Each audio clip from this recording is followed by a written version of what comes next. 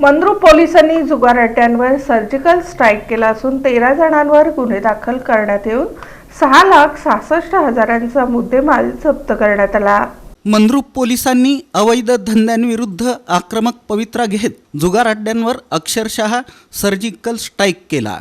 24 तासात 2 वेगवेगळ्या ठिकाणी टाकलेल्या छाप्यांमध्ये 13 जुगाऱ्यांना रंगेहात पकडण्यात आला असून त्यांच्याकडून 6,66,920 रुपयांचा मुद्देमाल जप्त करण्यात आला।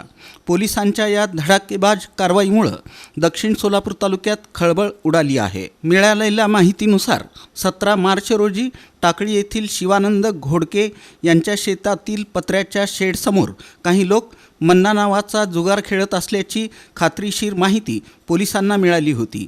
त्यानुसार मंद्रुप पोलीस ठाण्याचे पोलीस निरीक्षक शंकर पटवारी यांच्या मार्गदर्शनाखाली पथकानं दुपारी छापा टाकला। दुसऱ्या एका कारवाईत मंद्रुप पोलीस ठाण्याच्या हद्दीतील इंदिरानगर इथं चिंचेच्या झाडाखाली सुरू असलेल्या जुगार अड्ड्यावर पोलिसांनी छापा टाकून 5 जणांना रंगेहात पकडलं।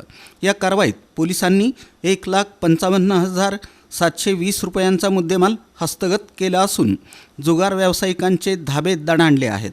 ही धडक कारवाई सोलापूर ग्रामीणचे पोलीस अधीक्षक अतुल कुलकर्णी, अप्पर पोलीस अधीक्षक प्रीतम यावलकर, उपविभागीय पोलीस अधिकारी संकेत देवळेकर यांच्या मार्गदर्शनाखाली मंद्रुप पोलीस ठाण्याचे पोलीस निरीक्षक शंकर पटवारी यांच्या नेतृत्वाखाली पार पाडण्यात आली। या पथकात पोलीस उपनिरीक्षक डांगे, श्रेणी पोलीस उपनिरीक्षक कदम, सहाय्यक फौजदार Bapu Shinde, police Naik Sachin Masalkham, police constable Sandeep Kale, Ganesh Gaikwad, Birru Pujari यांचा समावेश होता। कायद्याच्या कचाट्यातून कोणीही सुटणार नाही। अवैध धंदे करणाऱ्यांवर यापुढेही अशीच कठोर कारवाई सुरू राहील असा स्पष्ट इशारा मंद्रुपचे पोलीस निरीक्षक शंकर पटवारी यांनी दिला।